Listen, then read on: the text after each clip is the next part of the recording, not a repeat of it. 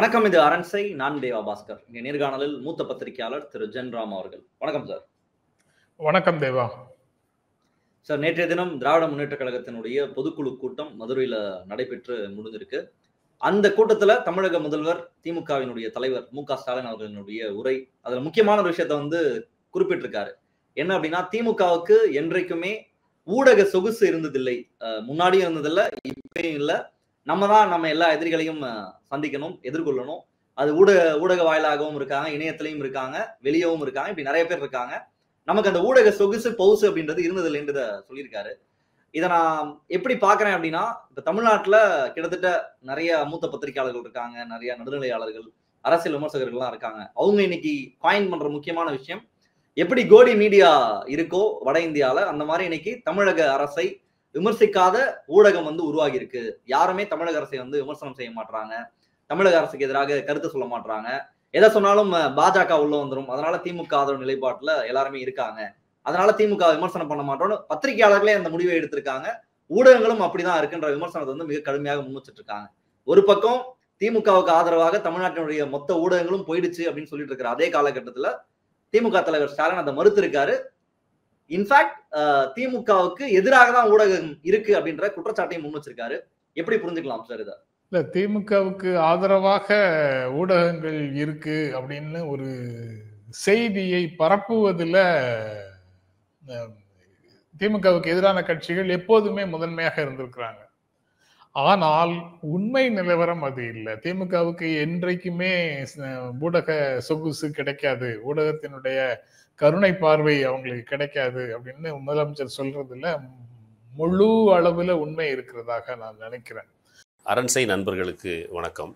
அரண்சை ஊடகம் சுயேட்சையாக இயங்குவதற்காகவே உருவாக்கப்பட்டது. நாம் செய்கிற வேலை உண்மையிலேயே மக்களுக்காக செய்கிறோம் என்பதை நீங்கள் நம்பினால், வாய்ப்பு இருந்தால் இந்த ரேசர் பே கியூஆர் கோடுக்குள்ளே நீங்கள் அதை ஸ்கேன் பண்ணி எங்களுக்கு உங்களால் இயன்றதை, விருப்பம் இருந்தால் ஆதரவு தெரிவிக்கலாம். அதாவது சில பிரச்சனைகள்ல திமுகவை ஊடகங்கள் அல்லது ஊடகவியலாளர்கள் ஆதரிக்கிறதுங்கிறது வேற. ஆனா அடிப்படையில திமுகவுக்கு எதிரான மனநிலை தான் ஊடகங்களுக்குள்ள இருக்கு அப்படிங்கிறதுக்கு காரணங்களை சொல்ல முடியும். முதல்ல ஊடகங்கள் அப்படின்னு அதுல 2-3 விஷயங்கள் அதுல ரொம்ப அந்த ஒற்றை வாக்கியம் நீங்க வாசிச்சீங்களே, அதுல ஊடகங்கள் திமுகவுக்கு அந்த ஊடக சொகுசு கிடைக்காது அப்படின்னு சொல்றாங்க. என்றைக்குமே கிடைக்காது. ஒவ்வொரு சொல்லும் அடர்த்தியான சொல், ஆழமான சொல் அப்படின்னு தான் பார்க்க வேண்டியது இருக்கு. என்றைக்குமே கிடைக்காதுன்னா திமுக ஒரு இருக்கும் சூழலை அப்படியே காப்பாற்றுவதற்கான ஒரு கட்சியாக அது வரல. ஒரு சமூக சூழல்ல சில மாற்றங்களை கொண்டு வர வேண்டும் அப்படிங்கிறது அவங்களுடைய நோக்கமாக இருக்கு. அப்படி மாற்றங்களை கோரி ஒரு மாற்றங்களுக்கு மக்களை தயார் செய்யக்கூடிய பிரச்சாரத்தை முன்னெடுக்கக்கூடிய அமைப்புகள் எதற்குமே ஊடகங்களுடைய சொகுசு கிடைக்காது. ஊடகங்கள் கவரேஜுக்காக திமுகவை புறக்கணிக்காம நாங்க கவர் பண்றோம் அப்படின்னு சொல்றதுனாலேயே ஊடகங்கள் திமுகவினுடைய கோட்பாடுகளை ஏற்றுக்கொண்டதாகவோ ஆதரிக்கின்றதாகவோ பொருள் இல்லை. ஊடகங்களுக்கு அப்படி ஒரு ஸ்டாண்ட் தேவையா அப்படின்னு, ஒன்றை ஆதரிக்க வேண்டிய கட்டாயம் தேவையா அப்படின்ற கேள்வியை அடுத்தாப்புல நீங்க கேட்பீங்க. ஆதரிக்கணும்னா திமுகவை ஆதரிக்கணும்னு நான் கோரல.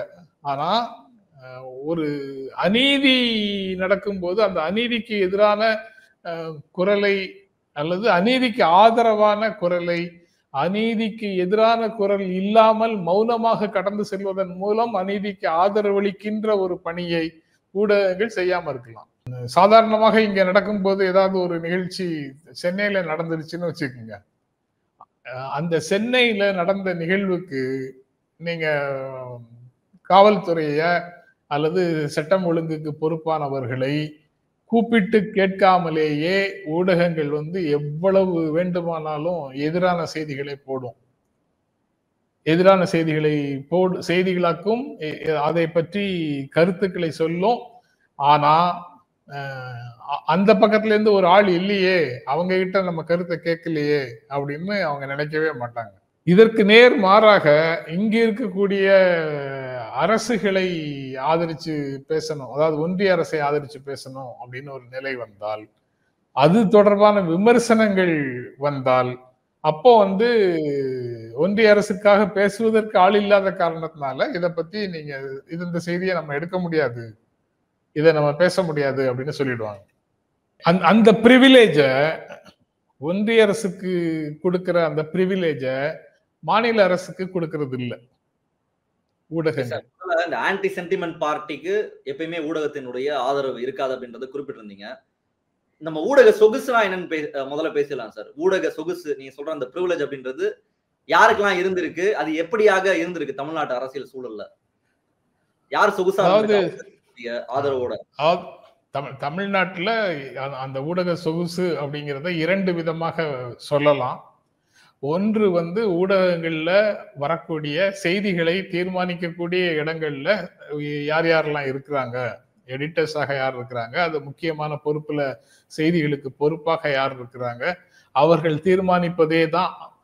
அதாவது ஒரு 100 செய்திகள் இருக்கு, அதுல ஒரு 20 செய்திகள் 30 செய்திகள் தான் மக்களுக்கு போய் சேருது அப்படின்னு வச்சுக்கோங்க. அந்த 20-30ல எதெல்லாம் முக்கியமான செய்திகள்னு தேர்வு செய்யற இடத்துல யார் இருக்காங்க, அவங்களுடைய பார்வையில தானே அந்த செய்தி வரும். அப்படி இருக்கக்கூடிய இடத்துல இருக்கிறவங்க யாரு? அந்த அந்த இடத்துல இருக்கக்கூடியவங்களுக்கு அது ஒரு சலுகை, அது அது அது ஒரு அதிகாரம் தானே அவங்களுக்கு. அந்த அதிகாரத்துல இருக்கக்கூடியவங்க யாரு அப்படிங்கிற கேள்வியை முன் வச்சு சோசியலா அது எப்படி இருக்கு, அந்த போர்டு ரூம் நியூஸ் ரூம் எப்படி இருக்கு, அதுல யாரு, எந்தெந்த சமூகத்துல எந்தெந்த சாதியில் பிறந்தவர்கள் அங்க இருக்கிறாங்க இல்லை அப்படிங்கிறத வச்சு யாருக்கு அந்த நியூஸ் ரூமுக்குள்ள அதிகாரம் இருக்கு அப்படிங்கிறத ஒரு ஒரு ஒரு பகுதியாக பார்க்கலாம். நான் அதையே முழுமையான பகுதியாக நான் ஏற்றுக்கொள்ளவில்லை. அதனால ஏன்னா அந்த நியூஸ் ரூம்ல சமூக ரீதியாக ஒடுக்கப்பட்ட, சாதி ரீதியாக ஒடுக்கப்பட்டவர்களால நிரம்பி இருந்தா கூட பெரிய வித்தியாசம் இல்லாம இப்படியே இருக்கிறதுக்கான வாய்ப்பும் இருக்கு. அதை நம்ம மறுக்கிறதுக்கு இல்லை அப்படிங்கிற ஒரு காரணத்தினால நான் அதை முழுமையாக ஏற்கலன்னு சொல்றேன்.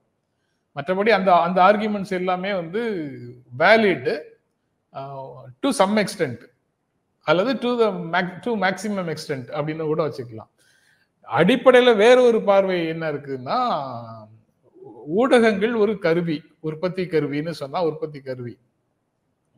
உற்பத்தி கருவிகளுடைய தன்மை என்ன அப்படின்னு பார்த்தா, அது அதனுடைய உரிமையாளர்களுக்கு சேவை செய்வது தான் உற்பத்தி கருவிகளுடைய தன்மை. அப்ப ஊடகத்தினுடைய உரிமையாளர்களுடைய நலன் காக்கப்பட வேண்டும் அப்படிங்கிறது தான் ஊடகத்தினுடைய பணியாக இருக்க முடியும், தன்மையாக இருக்க முடியும். தேவாவோ ஜென்ராமோ அங்கு வேலை பார்த்தாலும் ஊடக உரிமையாளர்கள்னா அவங்களுடைய பர்சனல் இன்ட்ரெஸ்ட்னு சொல்லல, அவங்க சார்ந்த கிளாஸ்ன்னு சொல்லலாம், வர்க்கம் அப்படின்னு சொல்லலாம். அவங்களுடைய நலன்களுக்கு புறம்பாக எதுவும் செய்ய முடியாது, அது சாத்தியம் இல்லாதது. அவங்க தான் அந்த அதிகாரத்தை கையில வச்சிருக்கிறவங்க. ஊடக உரிமையாளர்கள் தான், உரிமையாளர்கள்னு நான் சொல்றதுனால அதை ஒரு குறிப்பிட்ட ஊடகத்தினுடைய உரிமையாளர்னு நம்ம பொருள் கொண்டு விட வேண்டாம். அதுவும் ஒரு சிறு பகுதி, அவ்வளவுதான்.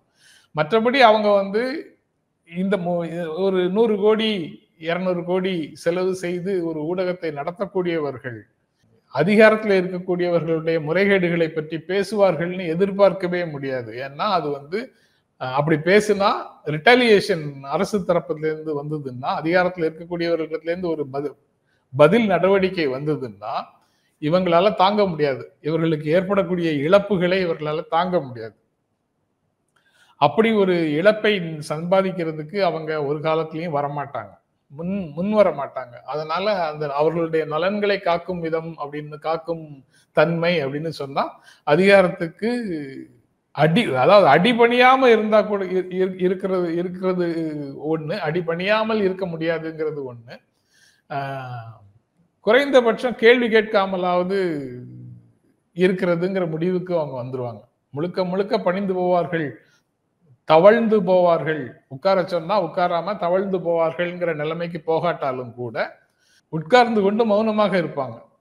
அந்த முறைகேடுகள் தொடர்பாக ஊடகங்களால கேள்வி கேட்கவே முடியாது. எதிர்கட்சிகளாக இருக்கக்கூடியவங்க செயல்பட்டு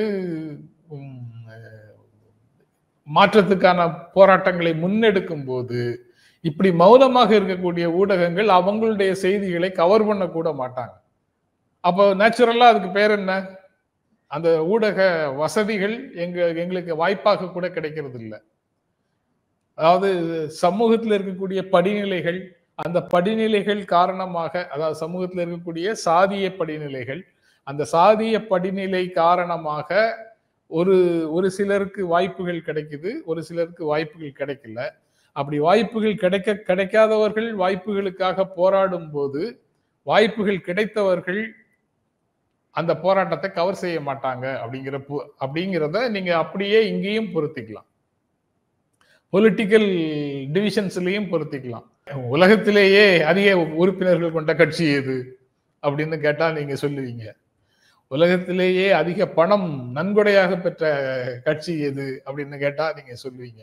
அது எல்லாத்தையும் இந்தியன் கான்டெக்ட்ல இந்தியாலேயே பெரிய கட்சி எது, இந்தியாலேயே அதிகமாக ஒவ்வொரு ஆண்டும் நன்கொடைகள் வாங்கி குவிக்கின்ற கட்சி எது, யாரு கேட்டா உடனடியாக பணம் வரும், அப்படிலாம் வலிமை பெற்ற இந்திய ஜனநாயக நிறுவனங்களையும் கையில வச்சுக்கிட்டு பணம் வலிமையையும் பெற்றுட்டு சோசியல் டிவிஷன்ஸ்ல அந்த படிநிலையிலையும் அதிகாரத்தை கையில வச்சிட்டு இருக்கக்கூடிய, ஏதாவது சமூக ரீதியாக, பொருளாதார ரீதியாக, பண்பாட்டு ரீதியாக எல்லா அதிகாரத்தையும் கையில வச்சிருக்கக்கூடிய ஒரு அரசை எதிர்த்து பேசுவதற்கு ஊடகங்கள்ல குரலே இருக்காது. அப்ப எதிர்த்து பேசுபவர்கள் தொடர்பான செய்திகளை நியாயமாகவும் அதற்கு உரிய தளம் கொடுத்தும் ஊடகங்கள் கொண்டு போகுதா அப்படின்னு பார்த்தா கொண்டு போகல. அது ஏன் என்று இன்னைக்கு தேதியில கொண்டு போகல? அப்ப 2014 இருந்து பிஜேபி கவர்மெண்ட் வந்ததுக்கு அப்புறம் தான் கொண்டு போகலன்னு நீங்க எல்லாம் சொல்றீங்களா?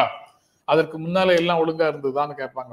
அதனாலதான் நான் கட்சி பெயரே சொல்லாம அந்த ஊடக சூழல்ல ஊடகங்களுடைய எல்லை என்ன அப்படிங்கறத நான் புரிந்து கொண்ட வரைக்கும் நான் முதல்ல ஷேர் பண்ணுவேன். அதுக்கப்புறம் 2014 தான் நடக்குதா அப்படின்னு கேட்டா இல்ல, அதுக்கு முன்னால இருந்தே அப்படிதான் இருக்கு. அது பொதுவான தன்மையே அதுதான். ஊடகங்கள்ல இருந்து மாற்றம் வேண்டும்னு கேட்கக்கூடியவர்களுக்கான இடம் உடனடியாக கிடைக்காது. அது சமூகத்துல ஒரு சக்தியாக மக்களிடத்துல வேலை செஞ்சு மக்களுடைய ஆதரவு பெற்ற மிகப்பெரிய அமைப்பாக அந்த கட்சிகள் அல்லது போராடும் அமைப்புகள் மாறும் போதுதான் அவர்களுடைய வியாபாரத்திற்காக, அவர்களுடைய வர்த்தகத்துக்காக, அவர்களுடைய நம்பகத்தன்மையை காப்பாற்றிக் கொள்வதற்காக இந்த நிகழ்ச்சிகளை அவங்க கவர் பண்ண தொடங்குவாங்க.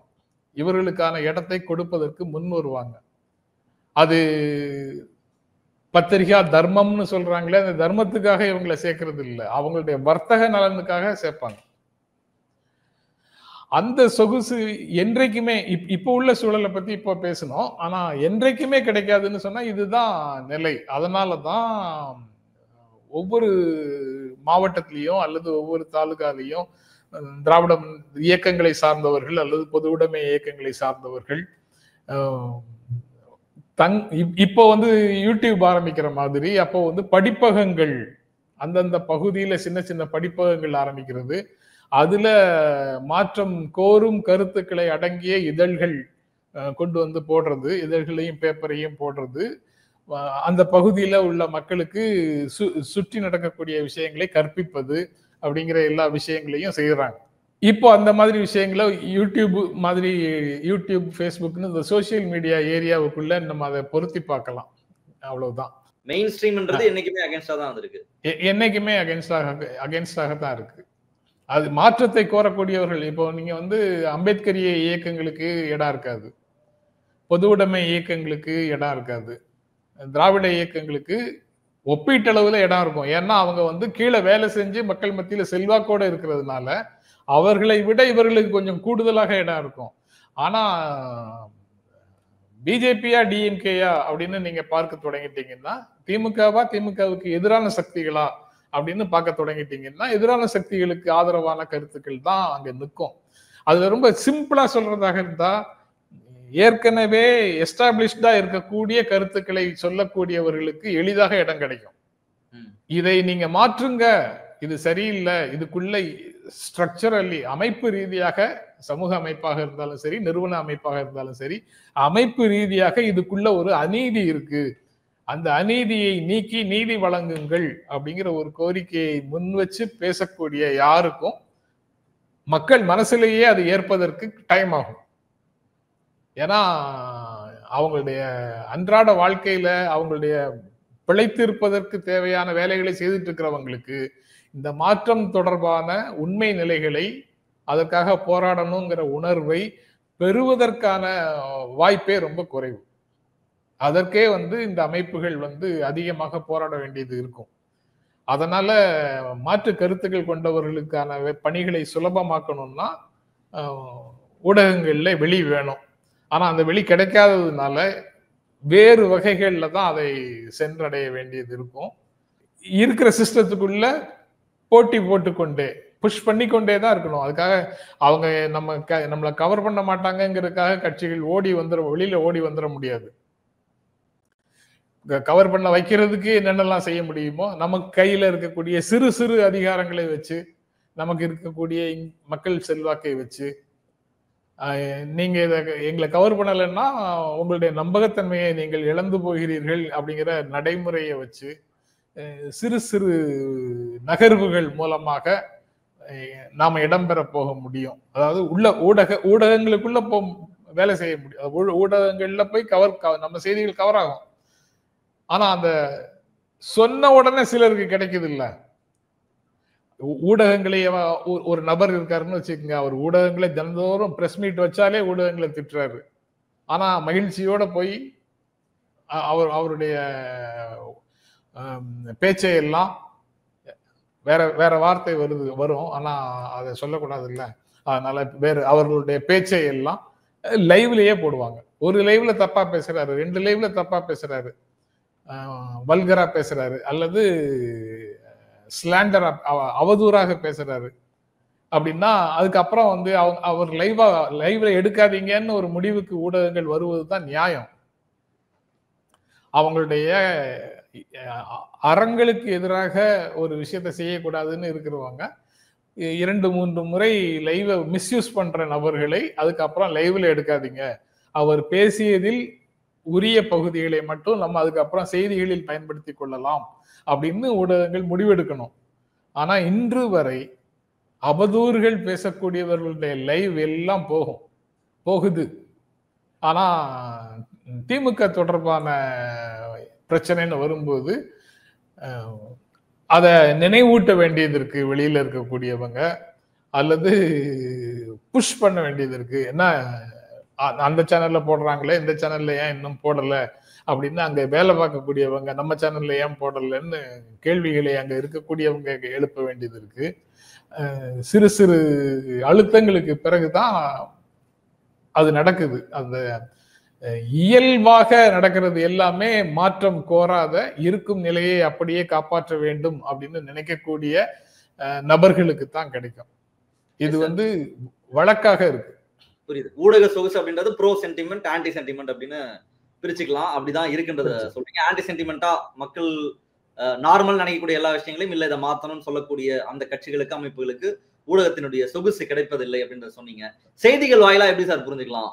ஒரு மக்களுடைய உணர்வை டிஸ்டர்பே பண்ணாம, இப்ப பாஜக, அதிமுக, நாம் தமிழர் அல்லது விஜயினுடைய கட்சி வரைக்கும் நம்ம சேர்த்துப்போம், இவங்களுக்கான அட்டென்ஷன் அல்லது செய்திகள் வாயிலாக பார்த்தால் எப்படி இதை புரிஞ்சுக்கலாம்? செய்திகள் எப்படி போடுறாங்க இந்த 2 பேருக்கும்? திமுக விழா நடத்துது. எப்போ சப்போஸ் நான் தான் மீடியான்னு வச்சுக்கோங்க, நான் எப்போ அந்த லைவ் எடுப்பேன்? சிஎம் பேச ஆரம்பிக்கும் போது. அது வரைக்கும் நடக்கக்கூடிய நிகழ்வுகளை நான் எடுக்க மாட்டேன். ரஜினிகாந்த் கட்சி ஆரம்பிக்க போறாரு, அதுக்காக செய்தியாளர்களை சந்திக்க போறாருன்னு ஒரு சீசன் இருந்தது இல்ல. அப்போ ரஜினிகாந்துக்கு லைவ் எப்போ எடுக்கணும்? சிஎம்முக்கு நான் வச்சிருக்கிற அளவுகளை ரஜினிகாந்துக்கும் அப்ளை பண்ணுன்னா நான் எப்போ எடுக்கணும்? அவர் செய்தி எல்லாரும்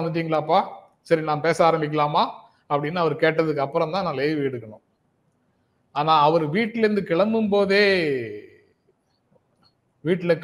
ஒரு யூனிட், வழியில அண்ணா சாலையில ஒரு யூனிட், அதுக்கப்புறம் அவர் எங்க சந்திக்க போறாரோ அங்க ஒரு யூனிட் அப்படின்னு வரிசையா போட்டு விஜய் வரைக்குமே கூட புரிஞ்சுக்கலாம். விஜயோடைய விக்கிரவாண்டி மாநாடையும் இந்த நேற்று நடந்த பொதுக்குழுவை கூட ஒப்பிட்டு நம்ம பார்க்கலாம். நேற்று கல்விக்காக நடத்தின விழாவுக்கு கூட அவர் வந்தாருன்னா வீட்டில இருந்து அவருடைய வாகனம் புறப்பட்டு விட்டதா அப்படிங்கிறது முக்கியமான செய்தி. தமிழ்நாட்டு மக்கள் அவசியம் அறிந்து கொள்ள வேண்டிய செய்தி அது. அவருடைய வாகனம் புறப்பட்டு விட்டதா, இப்போது அவர் எங்கே வந்து கொண்டிருக்கிறார் அப்படிங்கிறது வரைக்கும் சொல்லிட்டு தான் இப்போவும் அவர் குறித்த செய்திகளை போடுவீங்க. இவர் இன்னொருத்தர் வந்து இங்க டிப்டி சீஃப் மினிஸ்டராகவே இருப்பாரு, துணை முதலமைச்சராகவே இருப்பாரு. அவர் வந்து எங்கேயாவது பேசினார்னா அவர் பேசுறத கூட லைவ்ல எடுக்க மாட்டீங்க. ஏன்னா சிஎம்முக்கு மட்டும்தான் எடுப்போம் அப்படின்னு கோட்பாடு சொல்லுவீங்க. அப்ப என்ன அளவுகோல் இதுல?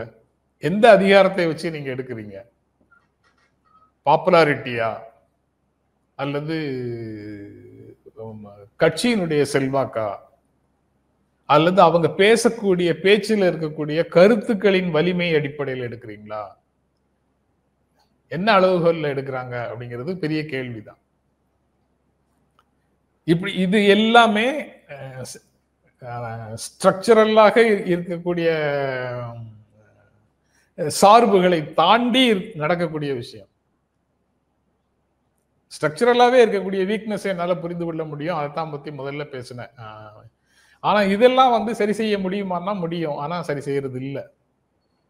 அந்த அந்த இடத்தான் இது பாப்புலாரிட்டி டிஆர்பி அது சம்பந்தப்பட்டது கிடையாது.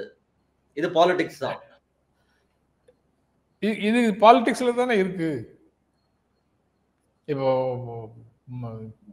இது வந்து வெறும் அதாவது பிரபலமான நடிகர் அப்படிங்கிறதுக்காக மட்டும் எடுக்கிறாரா? டிஆர்பி ஒருவேளை அதுக்கு வந்திருக்கு வரலங்கிறதுக்கு என்ன அளவுகோல் இருக்கு? டிஆர்பி வேறொரு நிகழ்ச்சி நடக்குது, நீங்க டிஆர்பியை மட்டுமே வச்சா உங்களுக்குன்னு எந்த விதமான அணுகுமுறையும் கிடையாதா? அதுக்கு கொள்கை கிடையாதா? டிஆர்பி வருதுன்னு நீங்க எதை வேண்டுமானாலும் செய்வீங்களா? குரூரமாக நடக்கக்கூடிய ஒரு குழு மோதலை நீங்க லைவா காட்டுவீங்களா? இல்ல வேறு வன் செயல்கள் நடக்கிற இடத்துல உங்களுக்கு ஃபுட்டேஜே கிடைச்சாலும் அதை நீங்க லைவா காட்டுவீங்களா? அல்லது ஆபாசமாக நடக்கக்கூடிய இடங்கள்ல நடக்கக்கூடிய இடத்துல போய் இருந்தீங்கன்னா அதையெல்லாம் லைவா காட்டுவீங்களா? அதெல்லாம் காட்ட மாட்டோம்னா அப்ப இது எல்லாம் காட்டுவதற்கு அது ஒரு அளவுகோல்ல தானே வைக்கிறோம். நம்ம ஒரு அறம் அல்லது ஒரு சில விதிகள் அப்படின்னு நமக்கு நாமே உருவாக்கிட்டு தானே அதெல்லாம் காட்ட மாட்டோம்னு சொல்றோம்.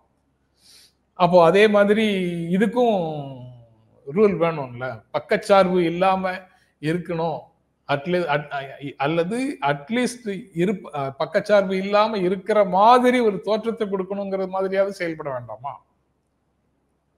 அப்படியெல்லாம் கூட யாரும் செயல்படுறது இல்லை. அதனாலதான் அவர் சொல்றாரு, என்றைக்குமே ஊடக சொகுசு திமுகவுக்கு இருந்தது இல்லை அப்படின்னு சொல்றாரு. எஸ் சார், இப்போ நீ இவ்வளவு காரணிகளை சுட்டி காட்டினீங்க. மெயினா வந்து எப்படி மக்களினுடைய உணர்வு எதுவுமே மாறக்கூடாது, இருக்கிற அமைப்பு அப்படியே நிலவணும்னு நினைக்கிறவங்களுக்கு தான் இங்க அதற்கான ஸ்பேஸ் இருக்குன்னு சொல்றீங்க. பட் அப்படி இருந்தும் இவ்வளவு காரணிகளையும் நீங்க ஒரு லைவ் போனா உதயநிதி ஸ்டாலினுக்கு வரக்கூடிய அவருடைய லைவ் கவரேஜே நடக்கிறது இல்ல. வேற நீ விஜய் ஆரம்பிக்கிறாருன்னா அவருடைய லைவ்லாம் நீங்க கம்பேர் பண்ணி சொன்னீங்க. பட் அப்படி இருந்தும் இன்னைக்கான ஸ்பேஸ் வந்து திமுகவுக்கு ஆதரவாக தான் இருக்கு. எல்லாரும் திமுக விமர்சனம் பண்ண மாட்டாங்க, கேள்வி கேட்க மாட்டாங்க. அவங்களுக்கு ஒரு ஃப்ரீ பாஸ் கிடைச்சிருச்சு, உலகத்துல இல்லாத ஆட்சியை அவங்க நடத்துற மாதிரி எல்லாரும் அவங்கள கொண்டாடிட்டு இருக்காங்க. அப்புறம் அப்படியான ஒரு பில்டப் வந்து இங்க எல்லாரும் உருவாக்கிட்டு இருக்காங்க. கேட்டா பாஜக உள்ள வந்துடும் சொல்லி எஸ்கேப் ஆயிடுறாங்க. சும்மா வந்து திமுகவை யாராவது ஆதரிக்கிறாங்களா? திமுக அரசு வந்ததற்கு பிறகு திமுக அரசு திட்டங்களை செயல்படுத்தாமல் இருக்கிற காரணத்தினால செயல்படுத்தாமல் இருந்தும் ஆதரிக்கிறாங்களா? அப்போ பத்திரிகையாளர்கள் என்று அழைக்கப்படுபவர்கள் இருக்கக்கூடிய அரசியல் சூழல்ல ஒரு அரசு எப்படி செயல்படுகிறது, அவங்க கொண்டு வந்த திட்டங்கள் மக்களுக்கு நன்மை கொடுக்குதா இல்லையா, நன்மையை கொடுத்தது என்றால் அந்த ஆட்சி தொடர வேண்டும்னு பத்திரிகையாளர்கள் நினைக்கிறதுல என்ன பிரச்சனை உங்களுக்கு?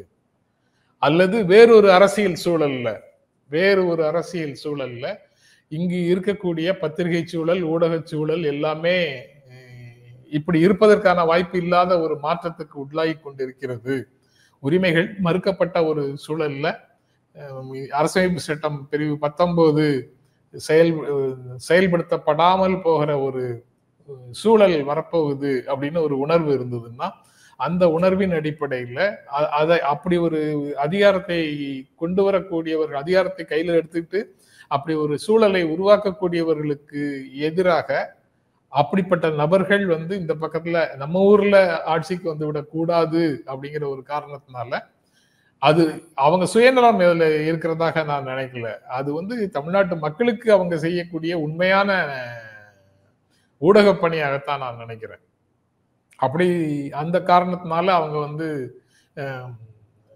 திமுக திட்டங்களை பாராட்டி திமுக அரசு மீண்டும் ஆட்சிக்கு வர வேண்டும்ங்கிற உணர்வை வெளிப்படுத்தினாங்கன்னா அதுல என்ன தப்பு இருக்கு?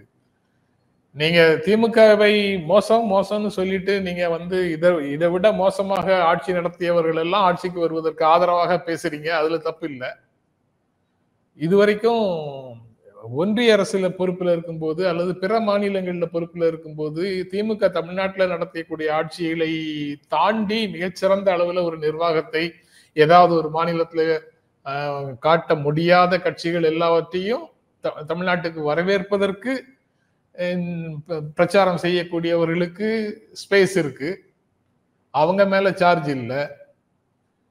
அப்ப நீங்க திமுக ஆட்சியில எங்கேயே ஒரு இடத்துல நடக்கக்கூடிய ஒரு சின்ன நிகழ்வை பற்றி இந்த பத்திரிகையாளர்கள் பேசவில்லை, இவர்கள் திமுகவிடம் கூலி வாங்கி கொண்டு பேசாமல் இருக்கிறார்கள் அப்படின்னு ஒரு சார்ஜை நீங்க முன்வைக்கிறதுக்கு துடிக்கிறீர்கள் என்றால், நீங்க எது பேசினாலும் திமுக அரசுக்கு எதிரான விஷயங்களை பத்தி மட்டுமே பேசணுங்கிற உங்க உள்ள கிடக்கை வெளியில வரலையா? அதுல ஊடகங்களை ஒடுக்குது திமுக, அழுத்துது திமுக அப்படின்னு சொல்லி தினந்தோறும் ஏதாவது ஒரு ஊடகத்துல சொல்ல வேண்டிய கட்டாயம் ஒரு பத்திரிகையாளருக்கு இருக்கும் என்றால், திமுகவை மீண்டும் ஆட்சியில் அமர்த்துங்கள்னு சொல்ற உரிமை இன்னொரு பத்திரிகையாளருக்கு இருக்காதா? இந்த சார்ஜை அவங்க சொல்றது ஃபுல்லா அதிகாரம் காரணமாக, அதிகாரம் அவர்களுக்கு ஆதரவாக இருக்கிறது அப்படிங்கிற காரணத்தினால அவங்க சொல்றாங்க. திமுக இந்த சமூகத்தில் ஏற்படுத்தி இருக்கக்கூடிய சிறு சிறு மாற்றங்களை கூட ஏற்க முடியாத ஒரு மனநிலையில அவங்க பேசுறாங்க அப்படின்னு தான் நான் அதை புரிந்து கொள்கிறேன். தமிழ்நாட்டுல அதிகமாக ஊழல் செய்தது யார், ஊழல் செய்த கட்சி எது அப்படின்ற ஒரு கேள்வியை முன் வச்சோம்னா, இன்னவிட்டபிளா மக்கள் கிட்ட ஒரு ஆன்சர் கேட்டோம் அப்படின்னா அதுல அவங்க யாரை சூஸ் பண்றாங்க, திமுக சொல்லுவாங்களா அதிமுக சொல்லுவாங்களா அப்படின்ற அந்த பின்னணியில இருந்து ஊடக சொகுசு யாருக்கு கிடைச்சிருக்கு அப்படின்றத நம்ம ரொம்ப எளிமையா புரிஞ்சுக்கலாம். எப்படி அது உண்மை நிலை இருக்கணும்ல. நீங்க பொதுமக்கள் தலையில அவங்களுக்கே தெரியாம அவங்க தலையை திறந்து ஒரு கருத்தை பூர்த்தி வச்சிருக்கிறீங்க. ஆனா திமுக தான் ஊழல் கட்சி, திமுக வந்தா சட்டம் ஒழுங்கு கெட்டு போகும், திமுக வந்தா ரவுடிகள் அட்டகாசம் பெருசாயிடும் அப்படின்னு ஒரு வரிசையாக சில தியரியை மக்கள் மனசுல புகுத்துறதுக்கு முயற்சி பண்றீங்க. ஏற்கனவே அதெல்லாம் கடந்த காலத்துல புகுத்தப்பட்டது. இப்ப அதெல்லாம் நீக்கி வேறொரு விதமாக டிராவல் ஆகும்போது, அதாவது அந்த அந்த அந்த பிரச்சாரத்தை எல்லாம் கொஞ்சம் வலுவிளக்க செய்து நல்லாட்சி மூலமாக வேறு மாற்றங்களை கொண்டு வருவதற்கான சூழலை இன்றைய நிலையில நடத்திட்டு இருக்கும் போது இவங்க அதே பல்லவியை இந்த காலத்திலையும் கொண்டு பொறுத்துக்கிட்டே இருக்கிறாங்க. அப்போதும் அது பிரச்சாரம் தான், முழுக்க உண்மையா அப்படிங்கிறது கிடையாது.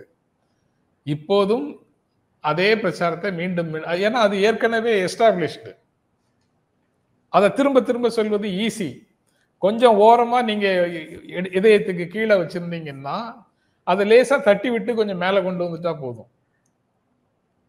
இங்க நடக்கிறது எவ்வளவு நல்ல விஷயங்கள் நடக்குது, மக்களுடைய வாழ்க்கையில இதனுடைய விளைவு இருக்கு, அவங்க வாழ்க்கை படிப்படியாக முன்னேறுகிறது அப்படின்னு சொல்லிட்டு இருக்கும் போது யாராவது ஒருத்தர் போகும்போது வழுக்கி கீழே விழுந்துட்டாங்கன்னா, திமுக ஆட்சியில வழுக்கி விழுறாங்க, அதை பத்தி நீங்க பேச மாட்டீங்களா?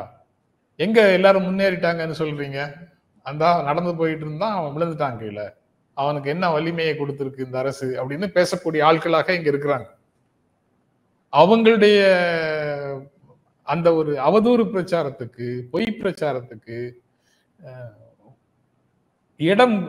நல்ல இடம் கொடுக்கிற பணிகளை ஊடகங்கள் செய்யுதுங்கிறது தான் முதலமைச்சருடைய அந்த பேச்சில் இருந்து வெளிப்படுகிறது. அவர் உண்மை நிலையை மட்டும்தான் சொல்றாரு. உடனே உங்களை ஒடுக்குகின்ற வேலையே செய்யல. மாறாக கடுமையாக விமர்சிக்கக்கூடியவர்களை எல்லாரும் தனிப்பட்ட முறையில கண்ணியமாக நடத்துகிறாருங்கிறதையும் நீங்க பாத்துக்கணும், புரிஞ்சு கொள்ளணும். இது எல்லாத்தையும் மறைக்கிறாங்க. முதல்வருடைய அந்த கருத்து, அதுக்கு ரொம்ப விரிவாக உங்களுடைய விளக்கத்தை கொடுத்திருக்கீங்க. மக்கள் பார்த்து என்ன சொல்றாங்கன்னு பார்ப்போம். இந்த நிகழ்ச்சியை கலந்து உங்களுடைய கருத்து. ஆமா, இதெல்லாம் வணக்கம். வாய்ப்புக்கு நன்றி. இதெல்லாம் முழுசா போடுவீங்களா? போடுறதுக்கு ஸ்பேஸ் இருக்கா?